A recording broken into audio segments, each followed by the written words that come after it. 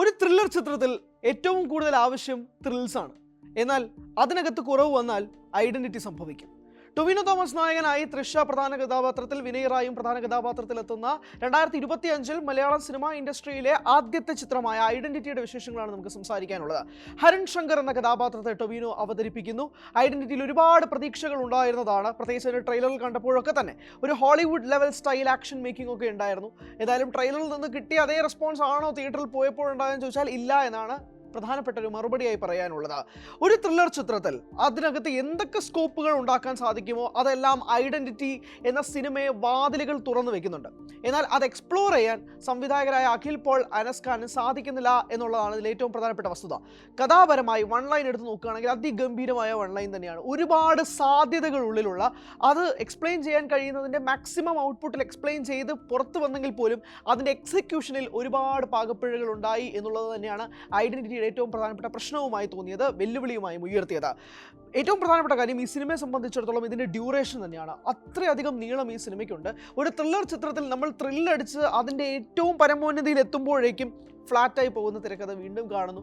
അപ്പോൾ നമുക്ക് ഉള്ളിലുണ്ടാകുന്ന adrenaline rush കുറയുന്നു. പിന്നെ വീണ്ടും ഒരു ത്രില്ലിംഗ് സീക്വൻസ് കൊണ്ടുവരുന്നു, വീണ്ടും അത് കുറയുന്നു. അങ്ങനെ ഒരു ECG വേരിയേഷൻ പോലെ ഇങ്ങനെ താഴ്ന്നും പോയി വരുമ്പോൾ സ്വാഭാവികമായും ഉണ്ടാകുന്ന പ്രശ്നം എന്താണെന്ന് വെച്ചാൽ ആ ത്രില്ലിംഗ് ഫാക്ടേഴ്സിൻ്റെ എലമെൻറ്റുകൾ എക്സൈറ്റ്മെൻറ്റ് കുറയുമെന്നുള്ളതാണ്.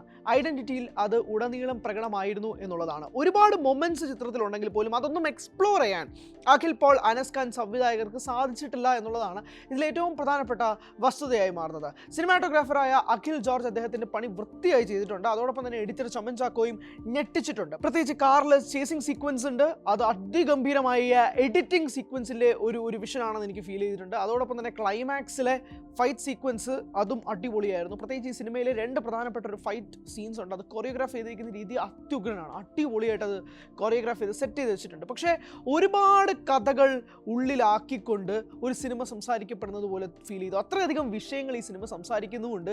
എന്നാൽ ഇതൊന്നും ഉള്ളിലോട്ട് പോയി ടച്ച് ചെയ്യുന്നുണ്ടോ എന്ന് ചോദിച്ചാൽ ഇല്ലേയും താനും. ഇതാണ് ഈ സിനിമയുടെ ഏറ്റവും പ്രധാനപ്പെട്ട പ്രശ്നമായി തോന്നുന്നത്. ഇതിൻ്റെ തിരക്കഥയിൽ, ഇതിനകത്ത് ഒരുപാട് തിരക്കഥയ്ക്കകത്ത് സ്കോപ്പുകൾ ഉണ്ടെങ്കിൽ പോലും അതൊന്നും പെൻ ടു പേപ്പർ ആക്കി വന്നിട്ടില്ല എന്നുള്ളത് സിനിമ കണ്ടുകൊണ്ടിരിക്കുമ്പോൾ നമുക്ക് മനസ്സിലാവും. ഇതിനകത്ത് കുറച്ചുകൂടെ എക്സ്പ്ലോർ ചെയ്യാമായിരുന്നല്ലോ, ഇതെന്താ ഇങ്ങനെ ഫ്ലാറ്റ് ആക്കി വിട്ടതെന്ന് തോന്നിപ്പിക്കുന്ന തരത്തിലുള്ള ഒരുപാട് മുഹൂർത്തങ്ങൾ സിനിമയിലുടനീളം ഉണ്ടായിരുന്നു എന്നുള്ളതാണ്. വൺ ലൈനിൽ അതിഗംഭീരമായി മാറുന്ന ഒരു ഔട്ട്പുട്ടും. സോ ഐഡൻറ്റിറ്റി അങ്ങനെ രീതിയിൽ വേണം നമുക്ക് കാണാൻ എന്നുള്ളതാണ് മനസ്സിലാക്കേണ്ടത്. അതോടൊപ്പം തന്നെ പെർഫോമൻസ് വൈസ് ടൊവിനോ അതിഗംഭീരമായിട്ടുണ്ട്. പ്രത്യേകിച്ച് OCD ഉള്ളൊരു കഥാപാത്രമായിട്ടാണ് ഹരൺ ശങ്കർ എന്ന ടൊവിനോ കഥാപാത്രം എത്തുന്നത്. അത് അതിഗംഭീരമായി ടൊവിനോ ചെയ്തിട്ടുണ്ട്. ആൻഡ് ടൊവിനോയുടെ ഫിസിക്ക്, ടൊവിനോയുടെ സ്റ്റൈല്, ഇതെല്ലാം സ്ക്രീനിൽ ടൊവിനോയെ കാണാൻ തന്നെ രസമായിരുന്നു.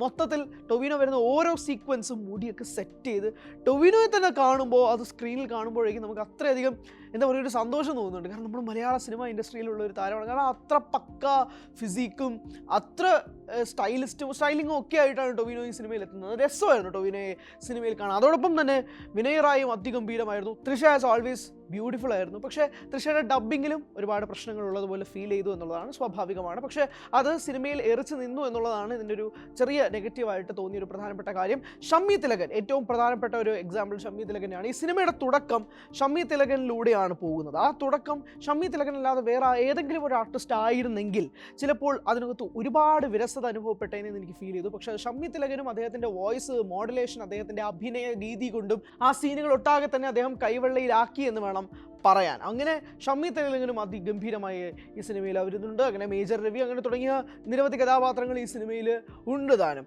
ഈ സിനിമയുടെ ക്ലൈമാക്സിനോട് അടുക്കുമ്പോഴേക്കുമാണ് നമ്മൾ ഈ റബ്ബർ ബാൻഡ് ഫീലിംഗ് വരുന്നത്. ഈ സെക്കൻഡ് ഹാഫ് ഒക്കെ കഴിയുമ്പോഴേക്കും ഇത് വലിച്ചു നീട്ടി ഇത് എന്തിനാണ് ഇത്രയും വലിച്ചു നീട്ടുന്നത് എന്ന് തോന്നുന്ന തരത്തിലേക്ക് കാര്യങ്ങൾ മാറും. ഒരു ട്വിസ്റ്റ്, ഇതാ വരുന്നു ഒരു ട്വിസ്റ്റ് എന്ന് ട്വിസ്റ്റ് വരാൻ വേണ്ടിയിട്ടുള്ള പ്രഖ്യാപനങ്ങൾ ഇങ്ങനെ മുഴക്കുമ്പോൾ അതിനകത്ത് എന്തിനാണ് ഇത്ര ഹൈപ്പ്, ഒരുപാട് വെട്ടിച്ചുരുക്കമായിരുന്നില്ലേ എന്ന് ഫീൽ ചെയ്യിക്കുന്ന തരത്തിൽ പ്രേക്ഷകൻ്റെ പേഷ്യൻസിനെ ടെസ്റ്റ് ചെയ്യുന്ന രീതിയിലേക്ക് ഐഡൻറ്റിറ്റിയുടെ സ്ക്രീൻ പ്ലേ സെക്കൻഡ് ഹാഫിലേക്ക് മാറുകയും ചെയ്യുന്നുണ്ട്.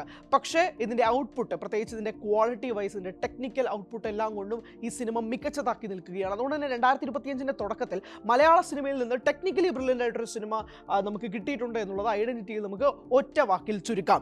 കുറച്ചുകൂടെ മികച്ചൊരു തിരക്കഥയിൽ നിന്ന് വളരെ ഫാസ്റ്റ് പേസ് ആയിട്ട് സിനിമ മാറിയിരുന്നെങ്കിൽ ഒരു പക്ഷേ പ്രേക്ഷകരെ എല്ലാവരെയും തൃപ്തിപ്പെടുത്തുന്ന രീതിയിലേക്ക് ഐഡൻറ്റിറ്റിക്ക് മാറാൻ സാധിച്ചേനെ എന്നുള്ളതാണ് സിനിമയുടെ ഏറ്റവും പ്രധാനപ്പെട്ട റിവ്യൂ ആയി നമുക്ക് പറയാനുള്ളത്. പറയാനുള്ളത്. ഐഡന്റിറ്റി കണ്ടവരാണ് നിങ്ങളെങ്കിൽ നിങ്ങളുടെ അഭിപ്രായങ്ങൾ രേഖപ്പെടുത്തുക. എൻ്റെ വിപരീതമായ അഭിപ്രായമാണെങ്കിൽ കമന്റിലൂടെ സൂചിപ്പിക്കുകയും ചെയ്യുക. Thank you so much.